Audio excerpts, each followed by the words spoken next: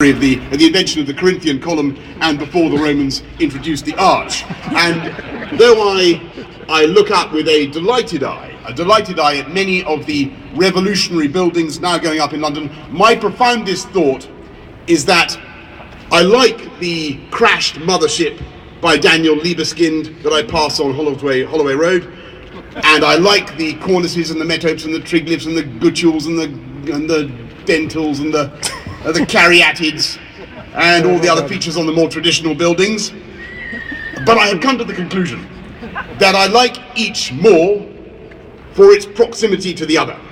And the crashed mothership would be less interesting without the traditional buildings, and the traditional buildings would be less interesting without the crashed mothership, just as this fantastic courtyard, this traditional entablature and all the pediments and the metopes and all the stuff you can see here would be less exciting without the funkapolitan little things we've got in the middle, and these funkapolitan little bits of street furniture would be less interesting, wouldn't they, if they weren't offset by the context in which we find them tonight. And it is this ability to reinvent old genres, and the achievement of great London architects, in my view, is to innovate sensitively in the context of an ancient city, so that we bring new solutions to old problems, because we need this ingenuity. We need your ingenuity.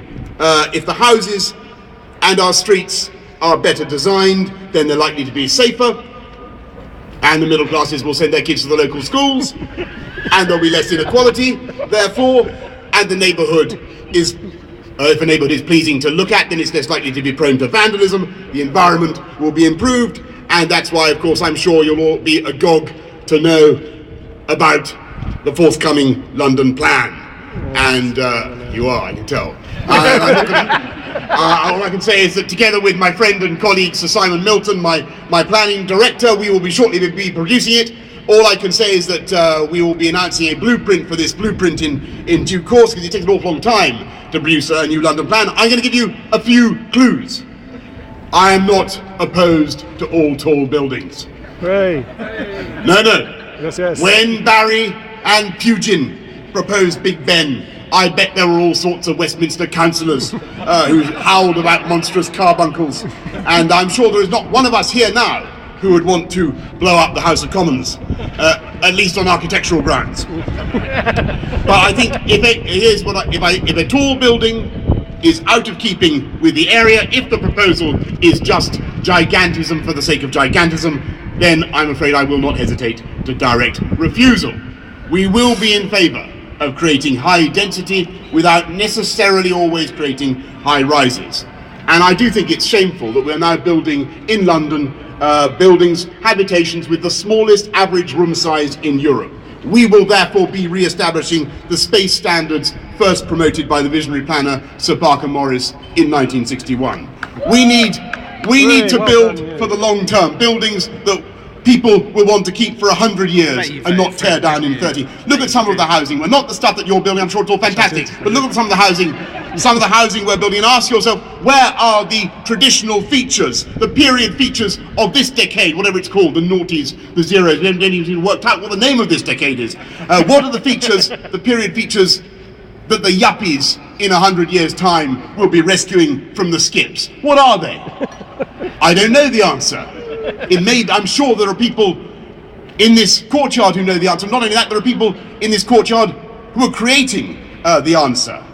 And we not only need you to go on with your good work, we need the designers and the planners to supply us with the vision we need for things like the Thames Gateway. We can't just build a dormitory settlement with lots of new roads into central London. We need employment and we need community infrastructure. And I suggest tonight, why not make it a centre for environmental industries, an exciting base for companies, a way of bringing skilled jobs to a deprived part of the city. And what about the Ramblers? The Ramblers proposed by Terry. What about the beaches along the Thames? The increased use of river transport, the bicycle superhighways that so many of the public want. By the way, I've seen the cards in there. You should look at how many of the public agree with our manifesto, not just to get rid of bendy buses, but to have more cycle superhighways. What about joining up the parks of London so that people can walk from one to the next? What about the hanging gardens of the South Bank? What about making use of the 24 million cubic metres of soil that we're going to be digging up from Crossrail to create new urban hills? And if that isn't visionary, I don't know what is. All these are some of the dreams of ambitious mayors, the fervid dreams of ambitious mayors. When it was said of Augustus that he found it of brick and he left it of marble. And when he had a problem of urban planning, of course, he had Agrippa to sort it out.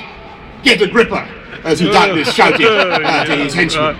Well, I am delighted to have inherited not just one Agrippa in the form of Richard Rogers, who I haven't seen here tonight, but also I hope to recruit a small additional panel of advisors drawn not just from the established names, but also from some of the up-and-coming thrusting talent I'm sure is represented in this courtyard, to work with me and Peter Bishop on design for London, to protect London's unique urban village, to encourage new architecture that will excite and delight visitors and Londoners alike, to help a new mayor in realising his ambition to beautify public spaces, and not only to have more public conveniences, which seems so popular, but in an age when bottled water has become taboo, and when alcohol has been banned from public transport by a visionary new mayor. Not necessarily with complete public approval, but never mind. To have a new crop of drinking fountains across the city.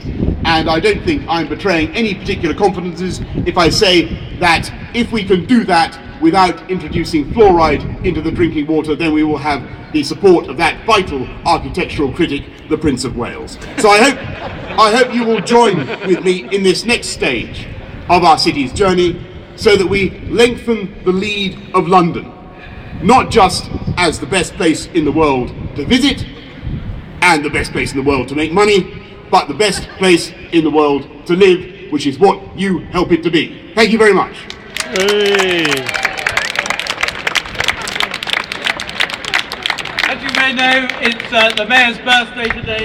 So we created a special birthday card, birthday cake and tall buildings on it there, ready either to be lit up or blown out. So some of them will drink, some of them will drink.